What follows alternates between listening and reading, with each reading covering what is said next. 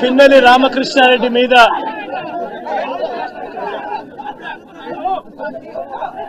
తన మీద ఏకంగా 307 అంటే అటెంప్ట్ టు మర్డర్ లాంటి కేసులు పెట్టి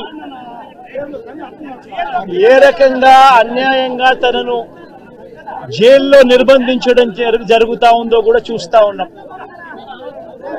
ఈరోజు రాష్ట్ర వ్యాప్తంగా కూడా ఇదే కార్యక్రమాలు జరుగుతా ఉన్నాయి. రాష్ట్ర వ్యాప్తంగా కూడా కేవలం తెలుగుదేశం పార్టీకి చంద్రబాబు నాయుడు గారికి ఓటు వేయలేదు అన్న ఒకే ఒక కారణంతో ఏకంగా ఆస్తులను ధ్వంసం చేస్తా ఉన్నారు, దొంగ కేసులు పెడతా ఉన్నారు. వీళ్ళే కొడతారు, మళ్ళీ వీళ్ళే అటువైపున ఉన్న వారి మీద వాళ్ళు కొట్టారు అని చెప్పి కేసులు పెడతారు. ఈరోజు పిన్నెల్లి రామకృష్ణారెడ్డి మీద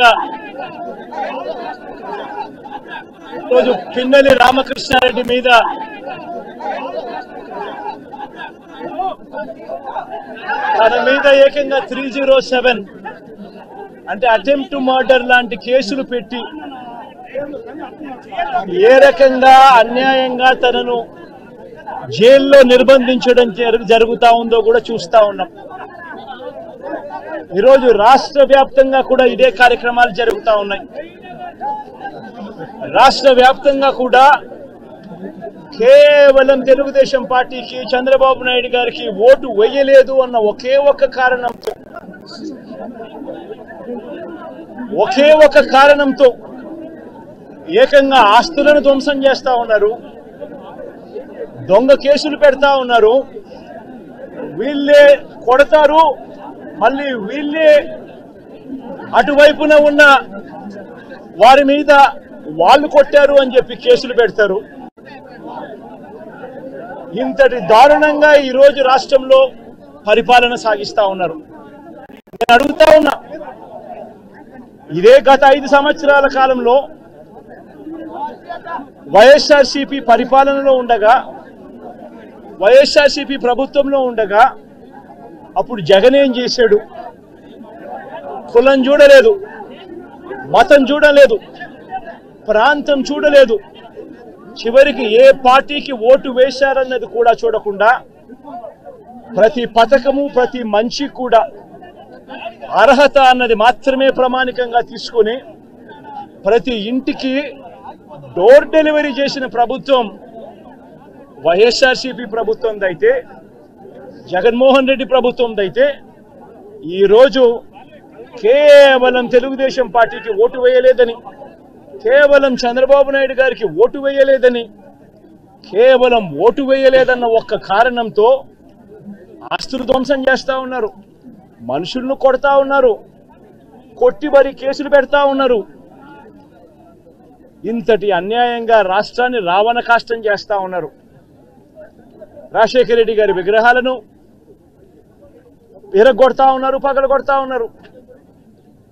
ఇవన్నీ ఏదైతే చేస్తా ఉన్నారో ఇవన్నీ కూడా శిశుపాలుని పాపాల మాదిరిగా ఇవన్నీ కూడా పాపాలు పండుతాయి.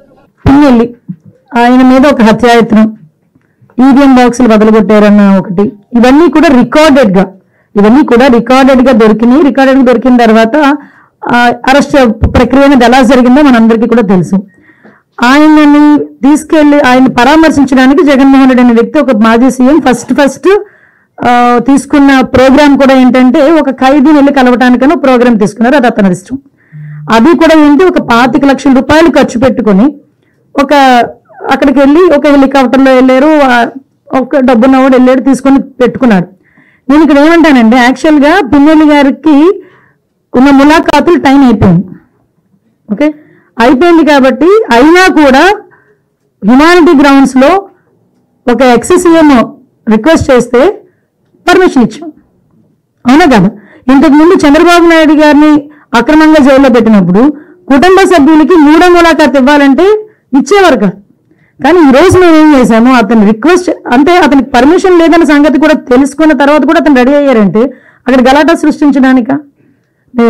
యాజ్ పర్ రూల్కి పైకి వచ్చి హ్యుమానిటీ బేసిస్ మీద ఇచ్చాం. అఫ్ కోర్స్ ఈ రోజు మేము చాలా మంది చెప్తున్నారు దండోపదండాలుగా వెళ్తున్నారు, అలాగే వెళ్తున్నారు, ఇలాగ వెళ్తున్నారని.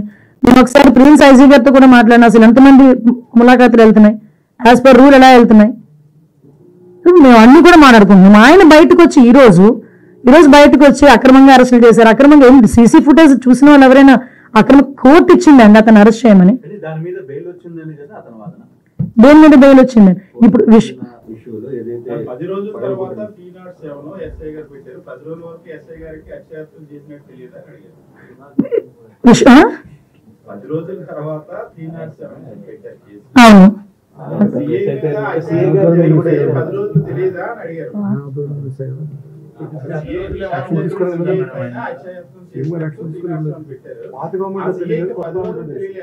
అదేనండి, పాత గవర్నమెంట్ ఎట్లేదు, కొత్త గవర్నమెంట్ వచ్చినది పెట్టారు. ఎలక్షన్ కమిషన్ అయినా అసలు భలే మాట్లాడతారండి సతీష్ గారు మీరు.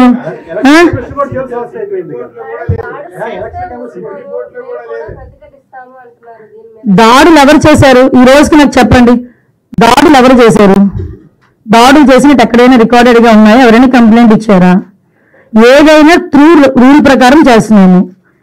రూల్ ప్రకారం చేసేటప్పుడు దాన్ని కూడా దాడుల కింద మాట్లాడుకోవాలనుకుంటే మరి గత 5 సంవత్సరాలు చేసింది ఏమనుకోవాలి? మేము గత 5 సంవత్సరాలు చేసింది ఏమనుకోవాలమ్మా? స్టార్ట్ అయిన దగ్గర నుంచి మొదలు పెట్టారు కదా, ప్రజావేదిక కూల్చిన దగ్గర నుంచి మొదలు పెట్టారు కదా. మాలాంటి అందరి మీద కూడా 20, నా మీద ఒక 23 కేసులు, ఈవిడి మీద ఒక 7 కేసులు. ఏంటవన్నీ? మేము అవన్నీ కక్ష తీర్చుకోవాలని మేము మాట్లాడలేదు కదా. కక్ష తీర్చుకోవాలనుకుంటే వేరేగా ఉండేది. కానీ ఈ రోజుకి కూడా మేము పబ్లిక్ చెప్తున్నాం, చూపిస్తున్నాం, ఇది ఇలా జరుగుతుంది అని చూపిస్తున్నాం. దానికి ప్రతీకార దాడులు ఎక్కడ జరిగినాయి? ప్రతీకార దాడులు అంటే రెచ్చగొడుతున్నారా ఈరోజు వచ్చి?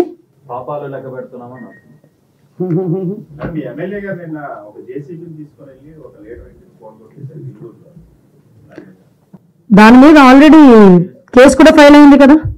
మీరు అది అడుగుతున్నారే కానీ పక్కన చంద్రశేఖర్ రెడ్డి అక్కడికి వెళ్ళి మున్సిపల్ ఉద్యోగులను తోసేసిన సంఘటన అడగరు. అదెవరు కేసు పెట్టారు చూడండి ఒకసారి అండి. మేము మాట్లాడితే మన కేసు పెట్టారేమో. ఎక్స్ఎమ్మెల్యే ఏమంటానంటే మీ క్వశ్చన్ వేసేటప్పుడు కూడా కార్నర్ సెట్ క్వశ్చన్ వేస్తే మేము అంతే కార్నర్ గా మేము సమాధానం చెప్తాం. అది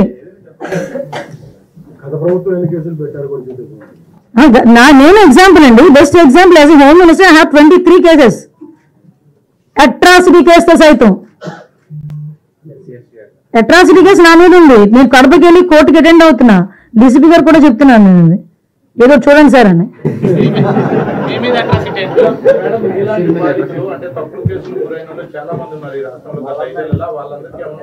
కంపల్సరీ సార్, ఏదైనా త్రూ లా ఏదైతే యాజ్ పర్ లా ఎలా అయితే వాళ్ళకి వెసులుబాటు వస్తుందో మేము అలా చేస్తాం డెఫినెట్. ఎందుకంటే అక్రమ కేసులు ఎవరు కూడా భరించాల్సిన అవసరం లేదు కదా.